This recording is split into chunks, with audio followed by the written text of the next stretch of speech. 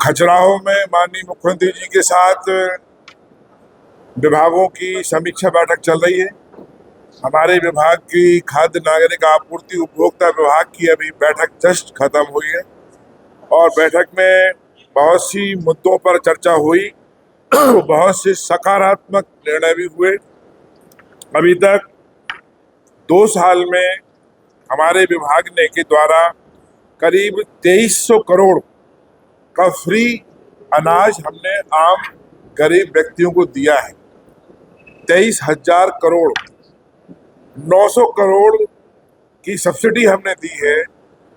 उज्ज्वला योजना और लाडली बहना योजना के लिए जो हमारे माननीय मुख्यमंत्री जी ने घोषणा की थी, पूर्व मुख्यमंत्री जी ने और वर्तमान मुख्यमंत्री जी ने, हमारे मोहन यादव जी ने कहा था कि हम बहनों को 450 रुपए का गैस सिलेंडर देंगे, तो हम 450 का गैस सिलेंडर ही दे रहे हैं।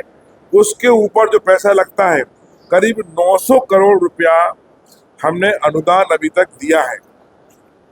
51,000 करोड़ रुपया समर्थन मूल्य की राशि का भुगतान हमने किसानों को किया है।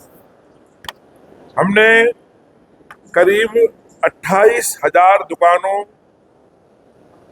की भुगतान की व्यवस्था ऑनलाइन कर दी है ताकि परेशानी लोगों को ना हो।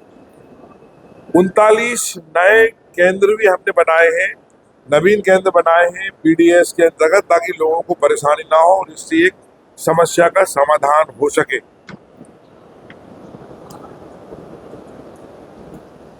पूरे प्रदेश में गैस पाइपलाइन के द्वारा बिछाई जाए, इसकी व्यवस्था भी हमारी विभाग समीक्षा कर रहा है और 2032 तक का टारगेट उनका है कि पूरे मध्य प्रदेश के एक एक घर में पाइपलाइन के द्वारा, टंकी ना लग के पाइपलाइन के द्वारा हम गैस उपलब्ध कराएं। आज माननीय मुख्यमंत्री जी ने कहा है कि 32 की जगह हम 28 का टारगेट रखें, तो हमने इसकी समीक्षा की है। हम लोग कोशिश करेंगे कि 28 तक जितना संभव हो सके उतना पाइपलाइन के द्वारा गैस की पूर्ति हो सके।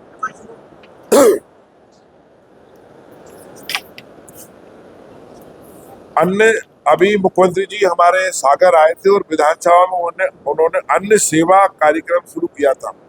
अन्य सेवा कार्यक्रम में जो ऐप लॉन्च किया था माननीय मुख्यमंत्री जी ने, उसके बहुत अच्छे परिणाम सामने आ रहे हैं। हम जैसे ही बियर हाउस से, गोदाम से हमारे पीडीएस का गेहूं निकलता है, दुकान तक पहुंचता है, उसका एसएमएस हम भेज देते हैं और दुकान पर जैसे ही पहुंचता है उसके बाद आम जनता जो राशन खरीदती है उसके लिए भी हम एसएमएस कर देते हैं कि आपका राशन आपकी दुकान पर पहुंच गया है। इसके बहुत अच्छे परिणाम आ रहे हैं और बीच की कालाबाजारी करीब करीब बंद हो चुकी है और ये बची हो तो हो जाएगी। हमने पीडीएस के वितरण में पहली बार पूरे मध्य प्रदेश में चालू किया है कि 26 जनवरी को और 2 अक्टूबर को जिन जिन को राशन मिलता है उनकी पूरी सूची का वाचन ग्राम सभाओं में कराया जाएगा। ऐसा कभी नहीं होता था, पहली बार शुरू किया। इससे सारे लोग सुनते हैं कि भाई किनको राशन मिल रहा है, किनको नहीं मिल रहा है। ये व्यवस्था भी हमने शुरू कर दी है, इसकी शुरुआत हो चुकी है। नागरिक आपूर्ति में भी हमने जितने भुगतान थे सारे भुगतानों को ऑनलाइन कर दिया है।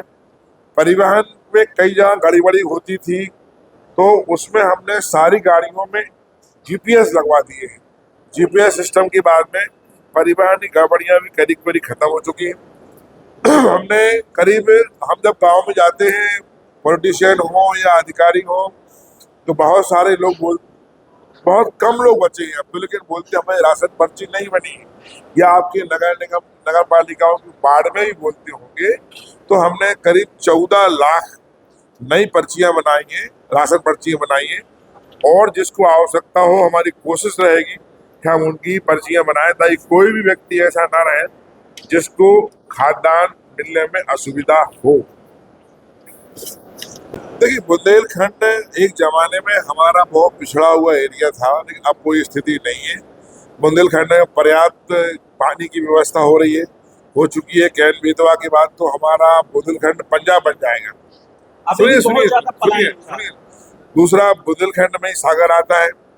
सागर में बीना रिफाइनरी है, बिना रिफाइनरी के लिए माननीय प्रधानमंत्री जी आए थे, उन्होंने 54,000 करोड़, 54,000 करोड़ बहुत बड़ा पैसा होता है जो दिया है। उससे कई छोटी इंडस्ट्री आई, उससे करीब 2 लाख लोगों का रोजगार हमारे बुंदेलखंड को मिलेगा। और अभी जो मुख्यमंत्री जी हमारे डॉक्टर मोहन यादव जी ने जो अभी इन्वेस्टर मीट शुरू की है संभाग स्तर पर, जो सागर में इन्वेस्टर मीट की थी, वो छतरपुर के लोग भी आए थे, टीकमगढ़, निवाड़ी, पटना, दमोह, सब जगह के लोग थे। यहाँ भी बहुत से लोगों ने इन्वेस्ट शुरू किया है।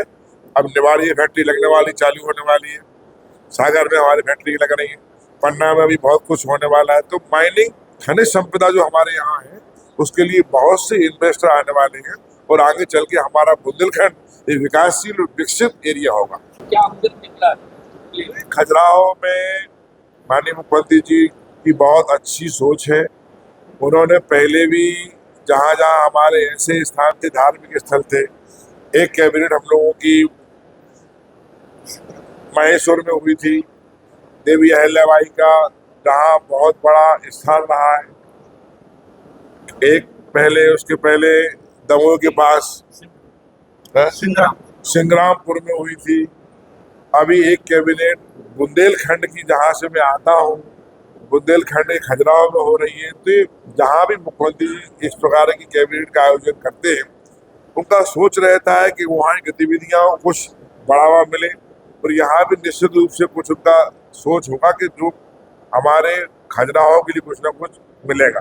क्या माना जाए आपकी सरकार रोजगार क्यों नहीं दे पा रही है? हमारी सरकार ही रोजगार दे रही है। ये डॉक्टर मोहन यादव जी की सरकार है। आप देखिए, लगातार रोजगार मिल रहे हैं, रोजगार बहुकारी हो रहे हैं। आप अगले 2 साल में आप पाएंगे कि यहाँ का बेरोजगार अपने हाथ में नंबर बनेगा, अपने पाँव पे खड़ा होगा, उसको रोजगार ही मिलेगा। सर, गरीब लोगों को जो गैस सिलेंडर दिया गया था, ऐसे कितने लोग हैं जिन्होंने नहीं करवाई रिफाइनिंग और कितने लोगों ने करवाई? एक आंकड़ा होगा सर? क्या नहीं कराई? रिफिलिंग गरीब लोगों ने, आप जिसको सब्सिडी के आधार पर जी, सब्सिडी हमने उज्ज्वला योजना के अंतर्गत भारत सरकार से सब्सिडी मिलती है, कुछ हमारा प्रदेश भी देता है। ठीक है। और हमारे जो है ना लाडली बहना में हम सब्सिडी दे देते हैं। और जहाँ तक हमारा आंकड़ा 23 लाख का है, 23 लाख का आंकड़ा हमारा। आपने कहा कि फ्री मिल रहा है जिनको, उनके नाम ग्राम सभा में बोले जाएंगे, प्रचार किया जाएगा। ये बहुत बड़ी बात है। सर, ये उनके साथ नाइंसाफी नहीं होगी? सर, वाहवाही जुटने के लिए कोई नाइंसाफी नहीं होती है। इसमें क्या होता है, राशन बेचने वाले जो लोग होते, दुकानदार होते हैं, कई जगह शिकायत आती है गरीबों को राशन नहीं देते, क्योंकि पोल पट्टी खुल जाएगी। भाई, आप दे रहे हो तो जनता के सामने है, जिसको मिल रहा है वो क्लियर है। ये तो अच्छी बात है ना, हम पारदर्शिता कर रहे हैं।